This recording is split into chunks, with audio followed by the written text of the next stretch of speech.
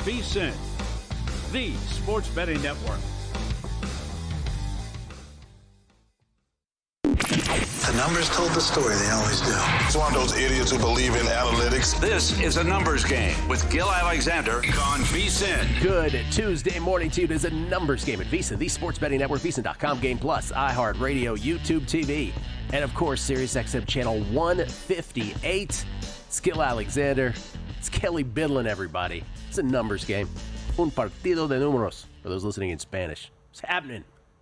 Just blessed to be on the air on a day like this, Gil Alexander. Yeah, man. It is a blessing. It really is. We get to talk Best about job some in the world. stuff. And by stuff, you know what word I really wanted to use. Sia Nejad will join us later, talk PGA Championship. It is a golf major this week. Drew Dinsick will join us hour number 2 to talk Preakness, the second leg of the Triple Crown, tennis. VSiN subscribers, we're looking good so far this morning with our 2 tennis plays at VSiN.com/picks. Sadly, no new tennis plays this morning. But Drew will talk Preakness, tennis, and NBA with us. Jay Kahn on the NHL playoffs. Mark Borchard on baseball. We'll do all of that. But we begin with the NBA. There's 2 separate NBA topics we must discuss. We will save the draft lottery talk for the next segment. Okay? Fine. I can wait 10 minutes. Let's do that, because obviously we have a lot to say about that.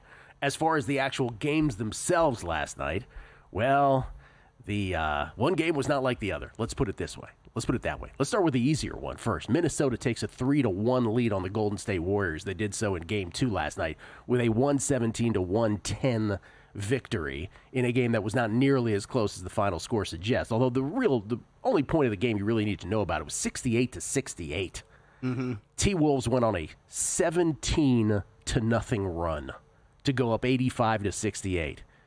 Ant had 16 already in the third quarter by that point when it happened. T-Wolves cruised home from there, leading by as many as 21. If you were on the spread in this, though, I just want to point this out because I know my little buddy Kelly Bidlin was on the T-Wolves minus the points here last night. But in case you missed this, the only thing that was noteworthy from a gambling perspective was that Minnesota led by 16. Remember, the close was 4.5 here. Minnesota led by 16 with under 2 minutes to play. Yeah, thought they were going to do it to me again, I mean, it's easy peasy. What could go wrong, right? Then, by the way, they led by 14 with 1 minute and 15 seconds left. Even more, it's ridiculous. Good cruise home, right? The spread. They could cover easily. Then a Warriors bucket, a steal, and a bucket again. But then Minnesota went up 12 with 30 seconds left. So still, even after that steal bucket, they're still up 12 with 30 seconds left. Remember, the spread is 4.5. Draymond Green's got it covered. Then the Warriors get 2 free throws. And then I can't remember the exact details of both of these plays because I was so mad about what happened in the San Diego Padres game. That's for later. That I can't remember how the T-Wolves turned the ball over on these. But Nickeil Alexander-Walker just kind of went out of bounds with something.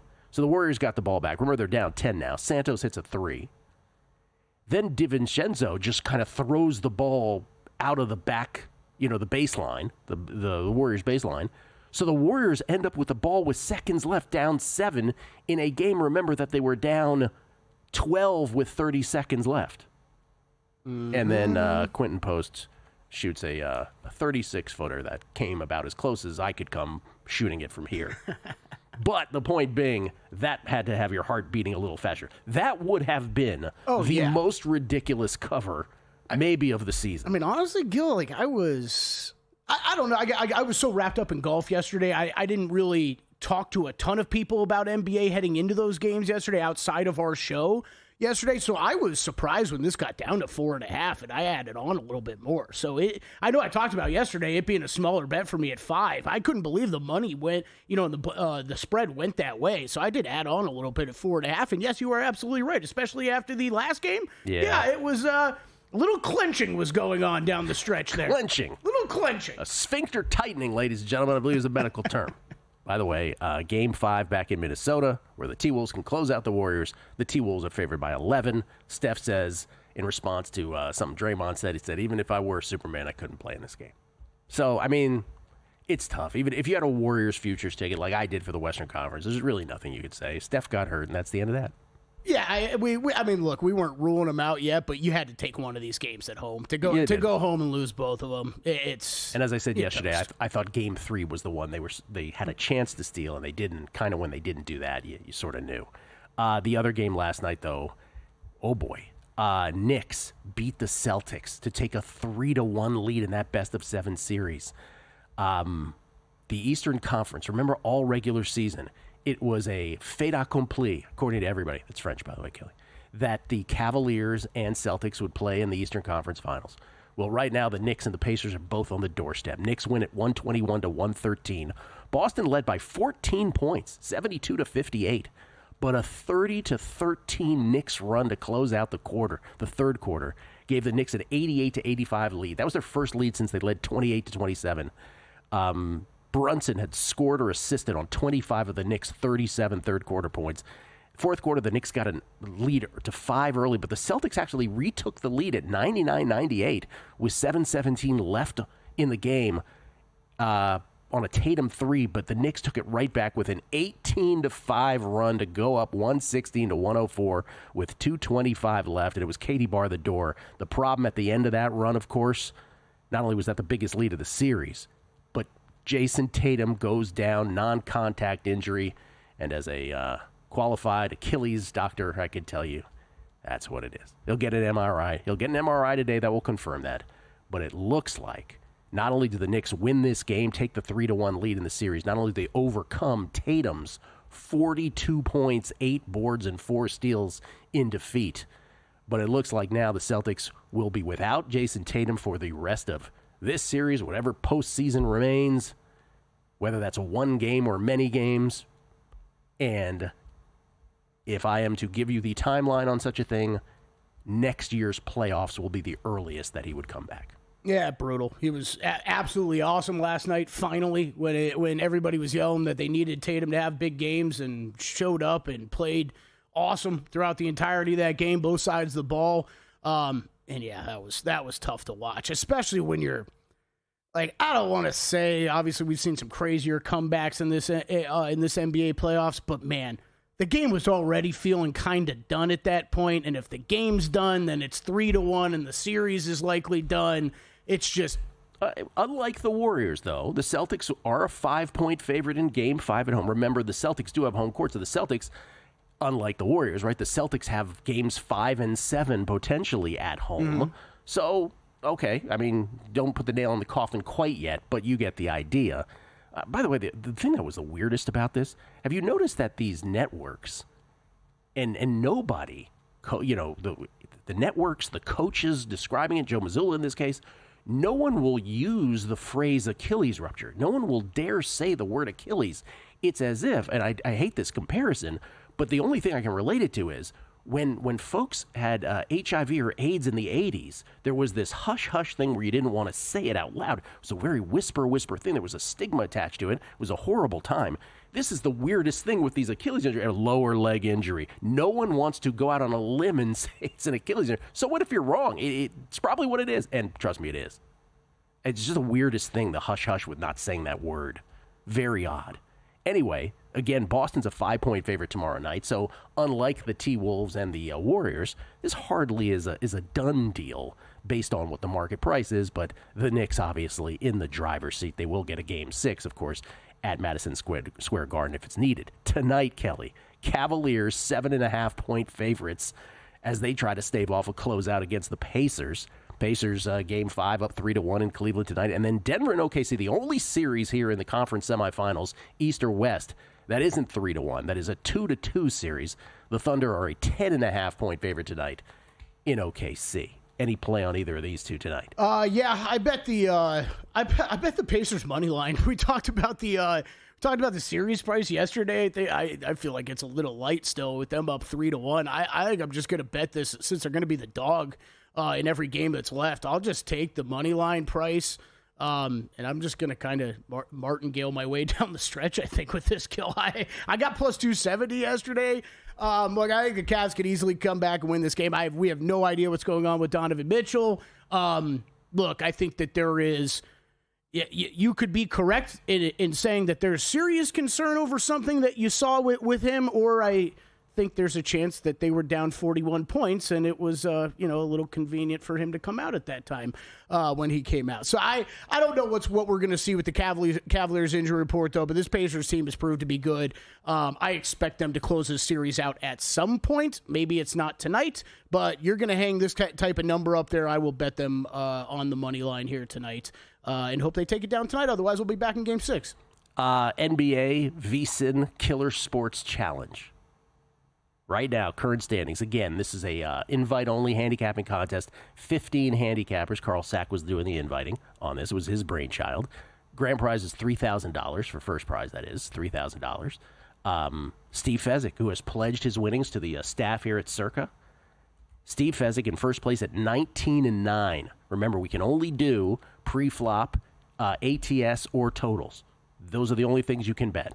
No other derivative markets. Steve Fezzik, 19-9. Zach Cohen now, sole possession of second place. 2 games back at 17-11. There you go, Zach. He also with 2 games left to play here in the second round. Doug Kazarian in third at 16-11. And Calais Baidalan tied with Alex Christensen in fourth at 14-12-1. Well, I see you right behind us, though, Gil Alexander. No, I never mentioned me because I what just did want you play? I just want to show up at the end and people are like, where were you the whole time? Weren't you 500 yesterday, or was this your record yesterday? Did you not play anything? Yeah, no, I played the Knicks yesterday. Oh, you played the Knicks? Yeah. Oh, okay. Yeah. I might be right behind Kelly and Alex. But the point being that Steve Fezzik right now is the leader in the clubhouse, and can anyone catch him here with 10 games to play? Biggest development after those games last night for this contest was me thinking, oh boy, I've got plays to make. Like, I have second-round plays to make here that I need to get in. The person we need to remind that of is Drew Dinsick, who will join us later. Oh, we'll do that. Because he's got 4 left to play here in the second round. Gotta get on it.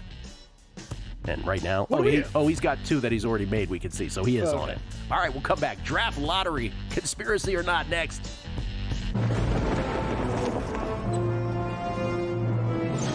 Oh, look! Oh, wow, look at that! Derek, what's the guarantee? Derek? Time to make history. Millions are calling. Look for the Circa Million and Circa Survivor Guarantee on May 22nd, 2025. 2 ways to win. Millions guaranteed. 100% payback. So, Paulie, have you had a chance to read the VSiN Daily yet? Yeah, came in at 3 a.m. What's Bill doing up that late? Well, rumor has it, it starts off with a 12-hour meditation session. Then he just pours himself over film and live TV, really focusing and taking it all in. Bill's in with the biggest insiders, talking trade secrets, strategies, the whole 9, absorbing the info. And then and only then can the writing process begin.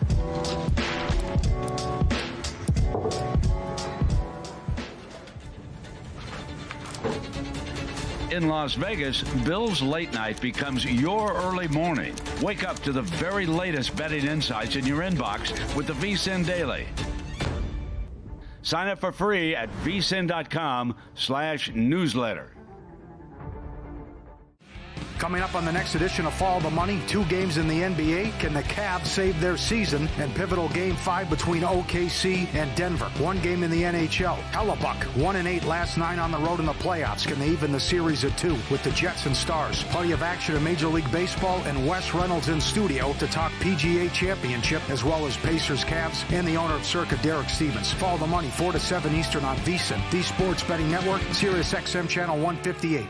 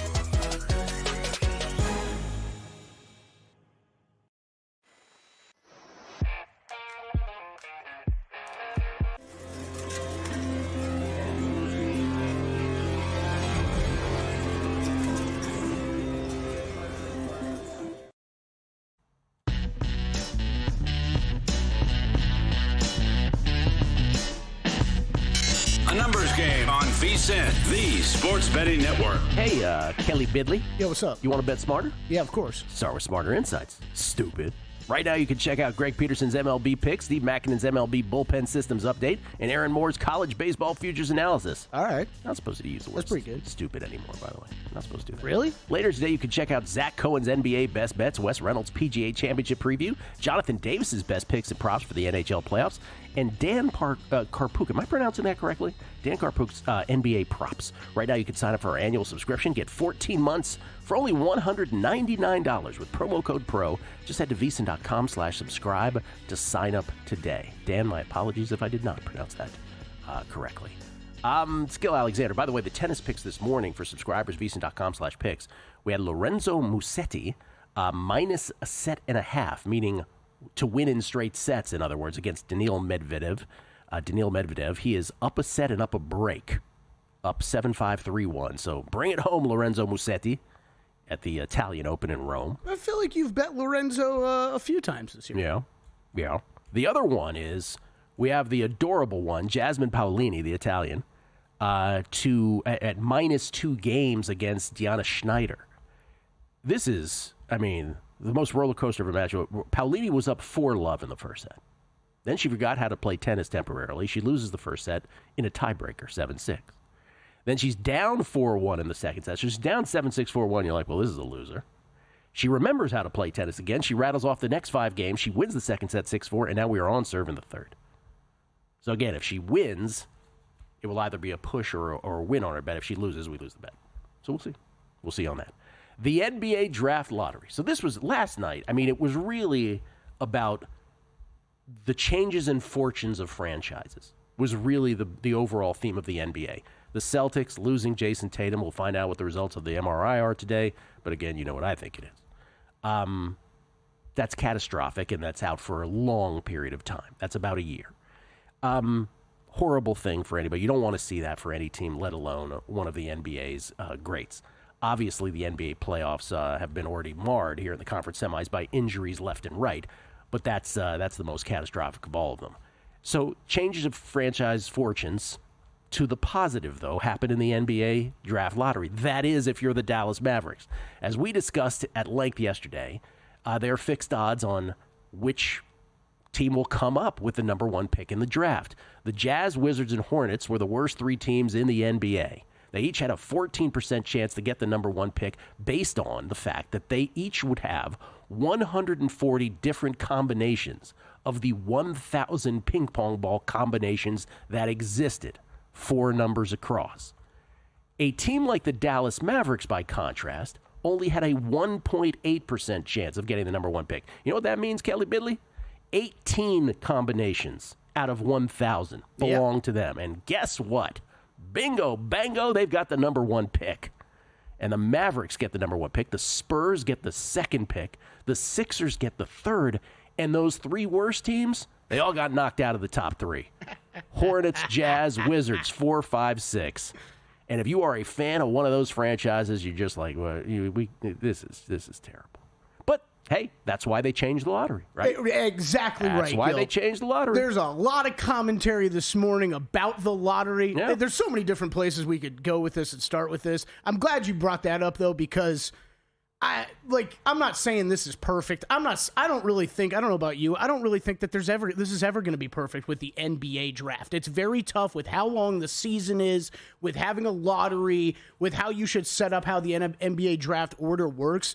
But, oh, man, there is not a part of me that feels bad for the Washington Wizards who were tanking from day one of this season, or how many garbage injury reports I had to read about Lauri Markkanen from January 1st on. Gil, that guy had, I feel so bad, he must have had 17 different injuries on his body. I feel so bad for Lauri. You know how I know you're being serious? Because your eyes were closed for about 10 seconds straight talking about that. You're like, oh my God. Just sorry. Of all the parts we wanted to talk about and complain about with this process, I will not feel bad for those trash teams at all. Kevin Durant tweeting, tanking must be really stressful on an organization. Kevin Durant, he of manipulating his entire career, making shady comments about other manipulation. Or attempted manipulations. LeBron had the laughing emojis throughout as well. It's just comical. Here's the thing. So let's talk about this a couple ways. One, how did we get here with the Mavs getting the number 1 pick? Okay, let's just by the book what actually happened. The Mavericks went 7-14 down the stretch after Kyrie blew out his ACL. They went 7-14. By the way, AD had injuries as well. But they went 7-14 down the stretch to end up 39-43 after Kyrie's injury.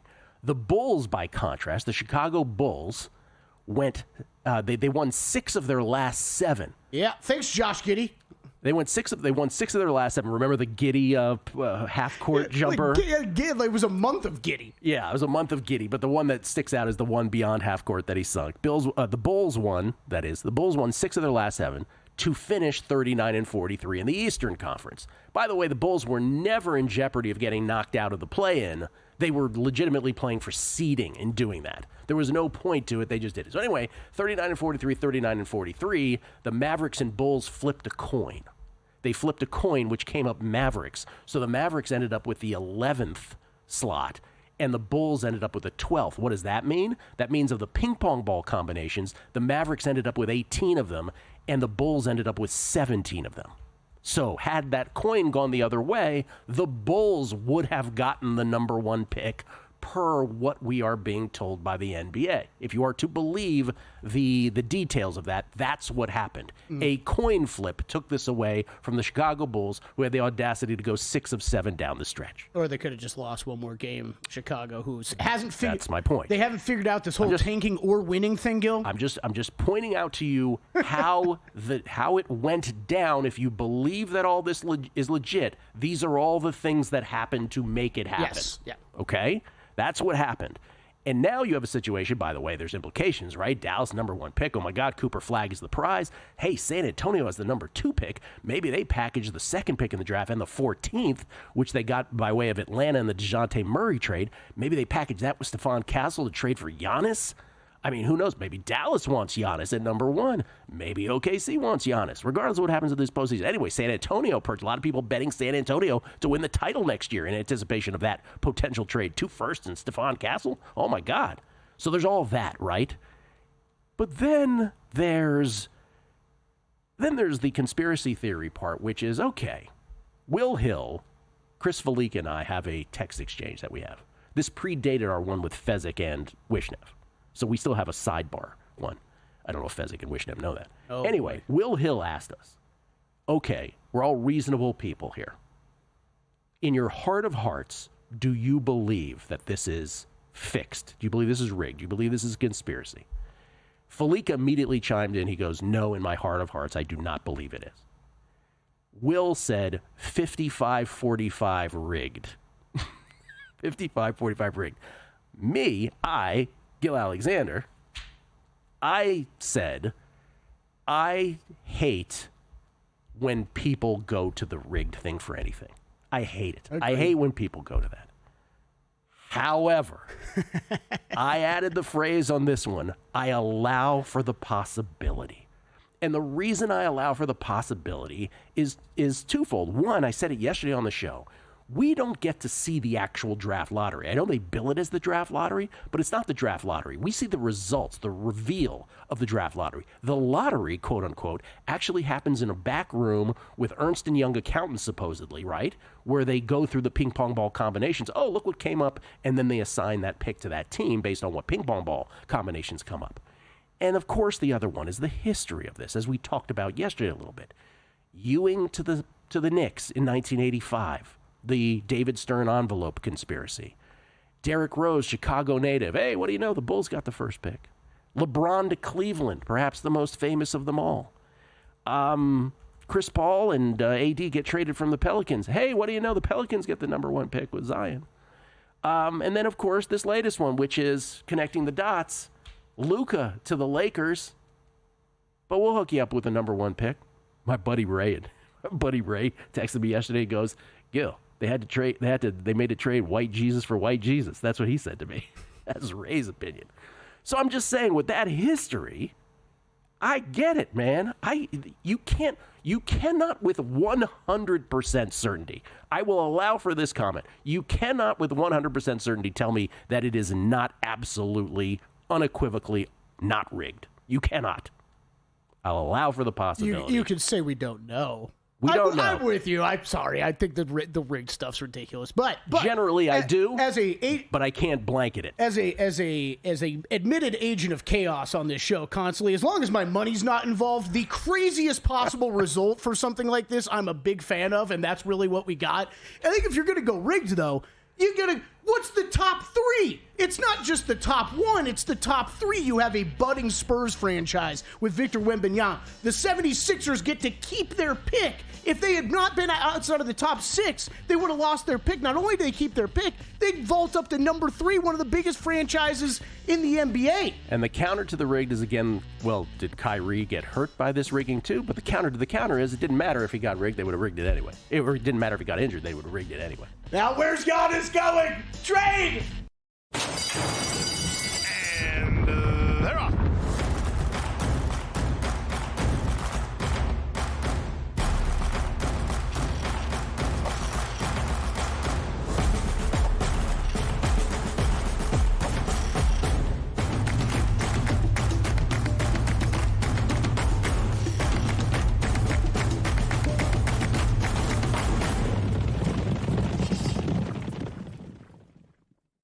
If you're serious about betting this season, it's time to go pro. Right now, you can score 14 months of VSiN Pro for just $199. That's 2 extra months on us. We're talking daily best bets, exclusive splits from DraftKings and Circa, full access to the VSiN Watch app, and all of our betting guides, including the Kentucky Derby and the big one, the NFL betting guide. But don't wait, this offer is gone May 31st. Head over to VSiN.com/subscribe and use the code PRO, P-R-O, to lock it in and join us on the Sports Betting Network.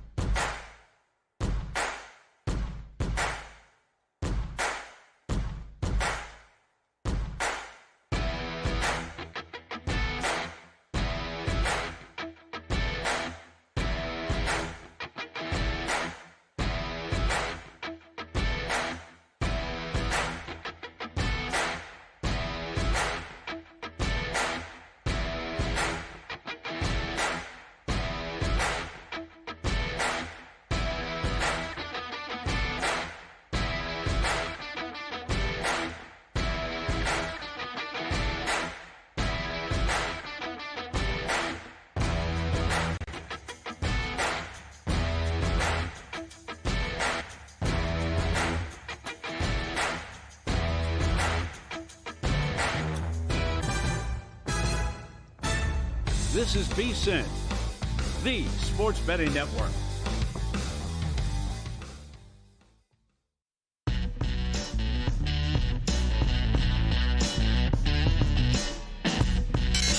Numbers Game on VSiN, the Sports Betting Network. I love that we like talking nothing more than the NBA Draft Lottery. Edge Boost, the first ever bank account built for bettors, ensuring all gambling transactions are approved. No usage fees, no minimums. Earn cashback rewards. 100% approval for all betting deposits. Sign up today at edgeboost.bet with promo code ANG. That's promo code ANG. ANG is an A numbers game. Deposit $25 and Edge Boost will match the deposit. That's edgeboost.bet. We get tweets at Beating the Book. Always appreciate the feedback. This is from Larry Fresh. Anyone who thought a numbers game would start off with the draft lottery being rigged and not an Achilles injury does not know how this show operates. They might miss NCAA picks in a contest, but not missing an opportunity to talk about Achilles. Shout out to Delicious. There are so many good things in that tweet. The one, the shout out to Delicious. 2, he remembers the fact that I forgot to put in an NCAA pick in that contest. And 2, well, we had to go with the actual games before the lottery. Can't diminish that. We're not sports talk radio. We are sports betting radio after all. Las Vegas 514, yo. As an avid Washington sports fan, the Washington Wizards has to be the worst of all the major sports teams. They can't even ping pong right. 140 possible combinations. Sheesh. Yeah, man. It's how the I would say the cookie crumbles, but I guess in this case that's how the ball bounces, if you know what I mean. Scott, New York Mets 16. I would love Fezzik's math take on the NBA lottery. Odds to get number 1 pick and the 3 worst teams not to be number 1 of the top 3. Well, I think we did a good job of going through the odds to get the number 1 pick yesterday. Also, he says, Bulls get number 1 pick if coin lands their way. Can you forecast that? Gives them a better chance by 1 combo. That's all right, Fez? Yes, you can forecast that. Again, the way that this works is, again, there's nothing to project here. The coin flip, yes, it determined who got 18 combinations and who got 17. But the point is that the team with the 11th pick, with the 18, one of the combinations of their 18, regardless of what that team was, ended up with the number 1 combination. Right. So absolutely it was the coin flip. Now, this is OPS pluses for commies. He said, Tim has a picture of Tim Donahue. He says, Tim is here to tell you that this NBA slander cannot stand. And this might be the greatest tweet of all time. Justin D. at JD Terp 23. Will Hill starting the exchange with you and Felica. We're all reasonable people here on a thread without Todd and Fez. LOL. It's the best tweet of the morning. That's outstanding. That's a Hall of Famer right there. Well done. That's pretty good. We could talk about this thing all day. The Bulls. Let's just start with them again for a second. Oh, yeah. Let's please start with the Bulls. Okay. What are you doing? You and I, okay, you go ahead, because you ranted about this off air. It's just we talk about it all the time. I don't know how many times we say it during an NFL season, during an NBA season. The worst place you can be is stuck right in the middle. Purgatory. And for as much crap as I just gave the clearly tanking teams, whatever, they're doing what they're supposed to do. The worst place you can be is right in the middle. And the Bulls have just either made moves or not made moves over the past 3 years that every offseason, as we go into the season, leave me scratching my head wondering, what's the purpose of this team? Just to secure the 9th, 10th seed again, like they did the year before? And they keep doing that, Gil. Well, I pointed out, I hope people didn't gloss over this. They were not going to be knocked out of the play-in. They were just playing for seeding. Mm-hmm. It's not like they were fighting desperately to get into the play-in. They were in the Eastern Conference. Once you got past 10, there was this chasm, right? Mm-hmm. So it made it even more ridiculous. I mean, if you're a fan of that franchise, I feel really bad for you, honestly, because I have no idea what their plan is. They have given really no indication of what their plan is over the past few years. I thought they were going to make... DeMar DeRozan, Zach LaVine moves came way later than they should have. You got Josh Giddey on the team. Great. There's a reason why OKC lost Josh Giddey and got rid of him. He's a player that can work well as long as he's the main focal point, but he can only take you so far, and I think you have to realize that by now. So, Chicago, I don't feel bad for you. You deserve to be exactly where you're at. You deserve everything that you got. Hold on. And then there's the Dallas Mavericks at number 1. There's the whole Nico Harrison thing, right, with trading Luka Doncic to the Lakers. And, of course, everybody, drawing the line again from the conspiracy theory here that this is their, their payback is like, okay, if you trade Luka here, it's Adam Silver. As the conspiracy goes, it's Adam Silver on the phone. Listen, if you trade Luka to the Lakers, one of our wonderful franchises, we will ensure that you get the number 1 pick in the draft. And then the Dallas Mavericks go ahead. They get the number 1 pick in the draft. Now, you were saying if Nico Harrison is true to his word, right? Remember when they got AD, it was like defense wins championships. Yeah, and we've got this 4 or 5 year window that we're set up for.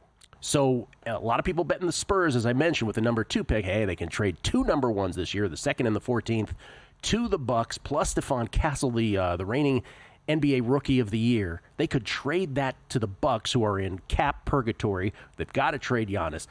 But what you're saying is Dallas, by that logic, ought to make the move if Nico is true to his word. I'm not saying I would do it, but for all the crap that Nico talked after that Luka trade, then yeah, I would think that he should be picking up the phone. If he really believes what he said, Gil, then yeah, I think you should be picking up the phone. If you really believe you can win in the next few years, well, then there's an MVP sitting in Milwaukee that you have the assets to go grab.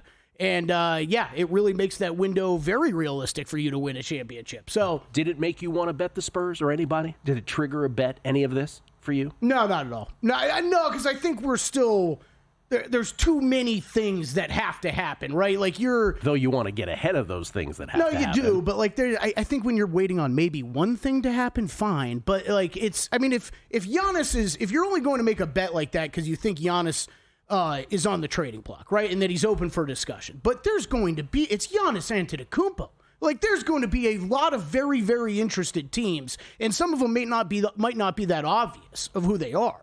So there's nothing that I was relating this to the Orioles in baseball. You know how mad I get it. Like Rufus and I, again, we grew up both as Orioles fans, and he's like, no, I was like, you got to have the trade deadlines. Like you have a chance to win the World Series, you got to trade your prospects. This is why you have all these prospects. Yeah. OKC is loaded with draft picks, right? And players where they don't have to ruin their core, right? You could argue with the Spurs, Castle's part of the core.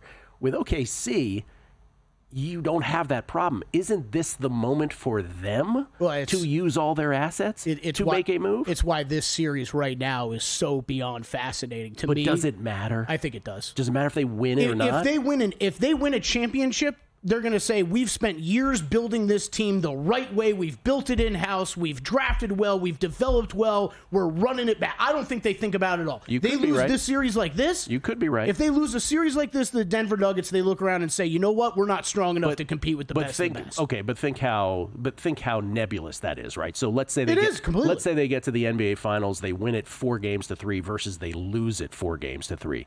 You're not suggesting to me that one game vagary ought to determine how they handle a Giannis trade. No, I'm talking specifically about this series. I think they'd have to lose this series, and they say, we can't get out of the second round with this group because we're playing a team like Denver where the star power is overwhelming. We need another star in here. Now, the problem is with that one, and I want to circle back to Dallas real quick too, but the problem is with OKC. I'll say it. Is Shea okay taking the Dwayne Wade role and being the second best player on his own team? Well, if we're talking Giannis, that's what we're talking about, in my opinion. It's still Shea's team, though. Still Shea's team. I mean, LeBron made a big deal about that with it being Wade's team, too when he got to Miami. I mean, he is the MVP, right? I mean, it's still his team. Sure.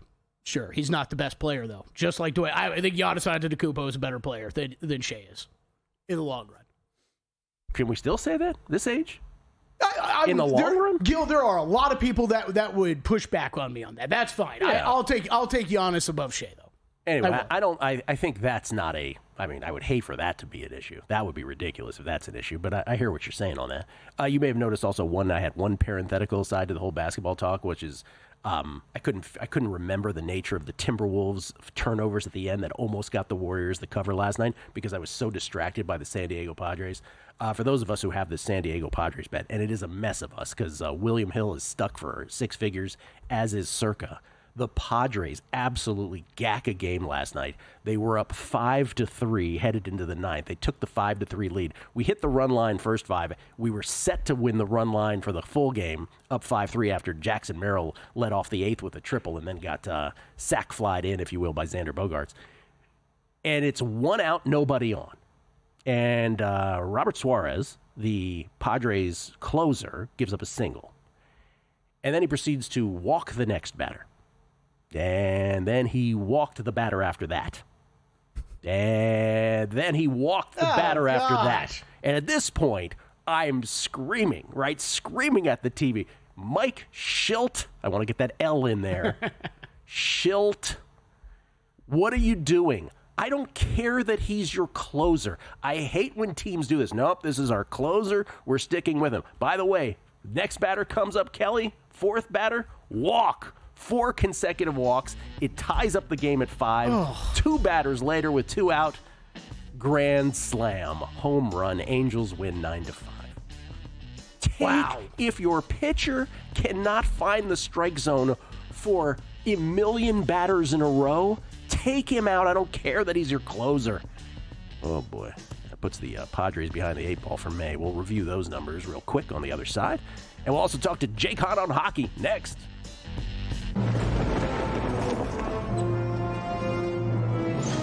Oh, look. Oh, wow, look at that. Derek, what's the guarantee? Derek? Time to make history. Millions are calling. Look for the Circa Million and Circa Survivor Guarantee on May 22nd, 2025. 2 ways to win. Millions guaranteed. 100% payback. Your favorite VSiN shows and personalities are now available to download as podcasts. Catch every hour of our live broadcast with VSiN Best Bets, or find your go-to show and download it directly. Get instant reactions to last night's games, sharp analysis on today's biggest matchups, and everything in between. Whether you're commuting, working out, or just catching up, VSiN lets you take the action with you wherever and whenever you want. Search VSiN on your favorite podcast platform and get in on the action with VSiN, the sports betting network.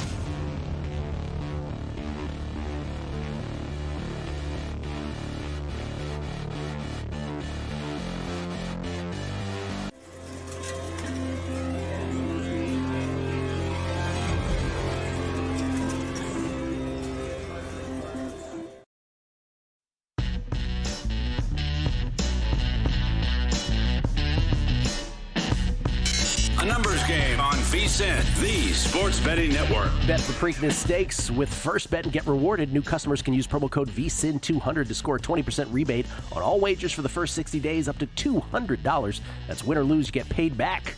Download the First Bet app or visit firstbet. Let me start that again. First.com/bet. It's very confusing, Kelly.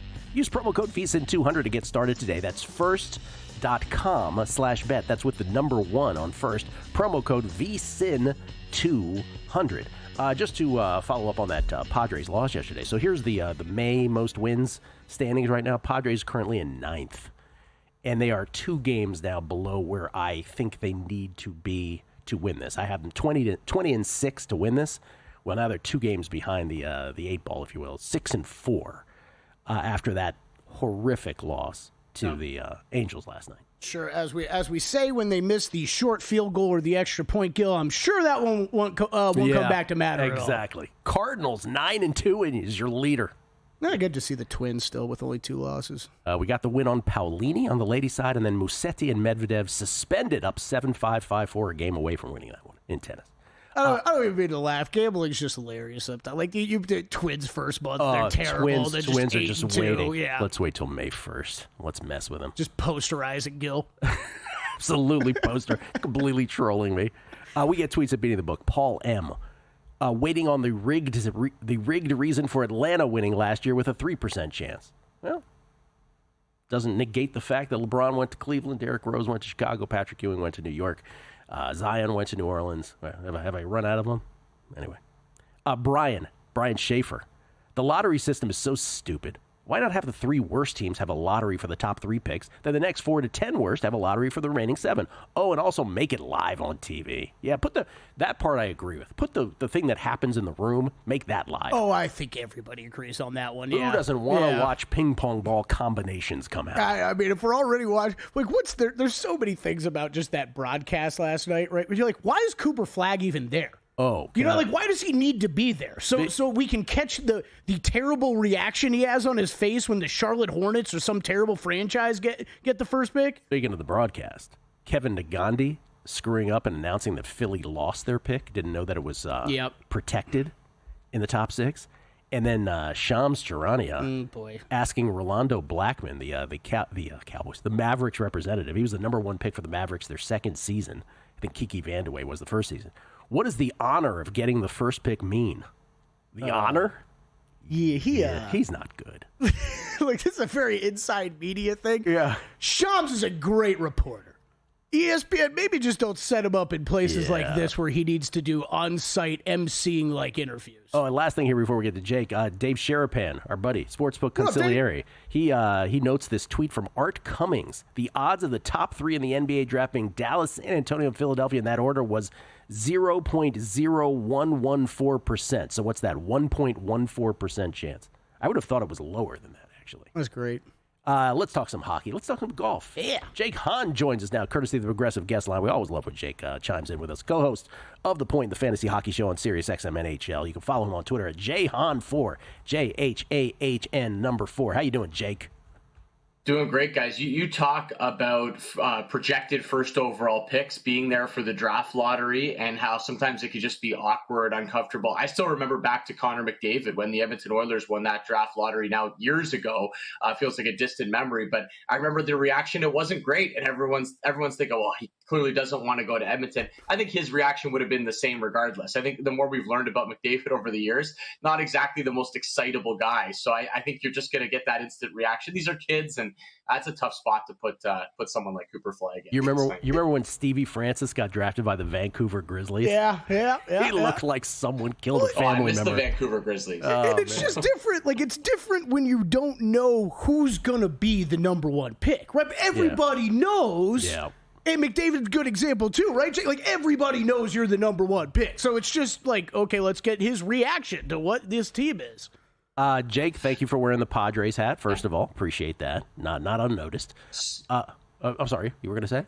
So I was going to say sorry for the last two losses. You lose to the Rockies on Sunday. I mean, no one's losing to the Rockies right now. And then I don't even know how to explain that. They've been so good at closing out games all year. And then that happens against the Angels. So hope they can go on a run for your May wins here. Yeah, this is Brian Morian. It says, we can now add Mike Schilt. Get that L in there into the ANG vocabulary along with Kelly's girl with the tats. Tats with an A.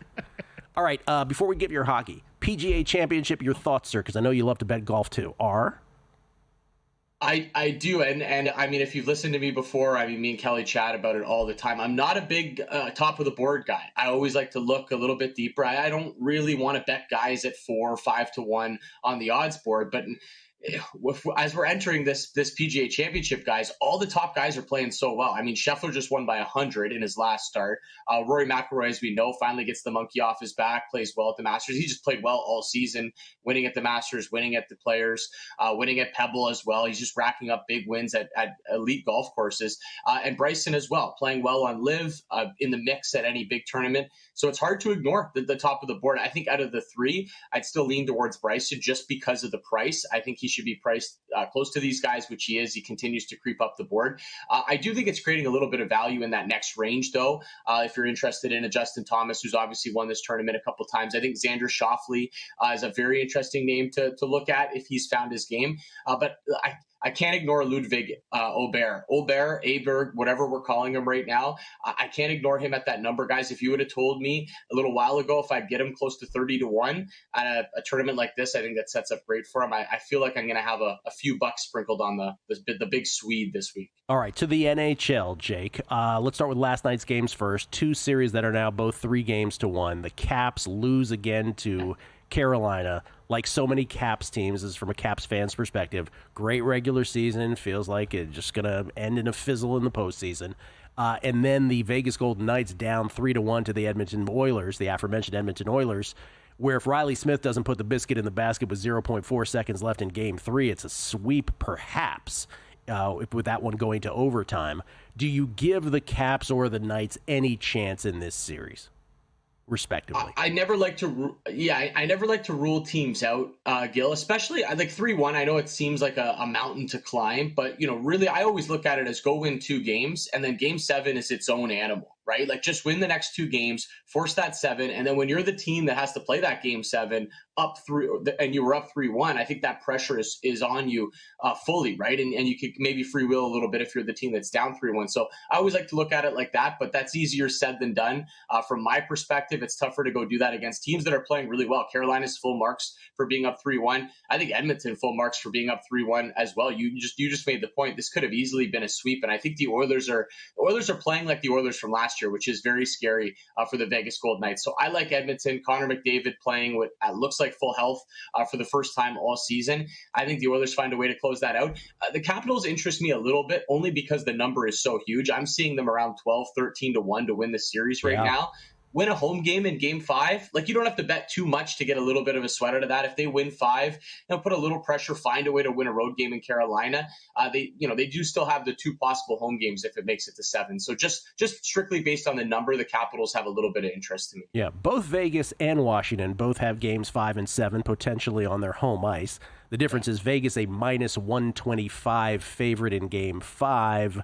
Washington a plus 147 dog in Game 5. But okay, Washington on the adjusted series price 12 to 1, pretty interesting. Tonight, Game 4, Winnipeg and Dallas. Dallas up 2 to 1 as Mikko Rantanen continues to just dominate this postseason. Dallas is a minus 142 favorite tonight. Do you like the Stars?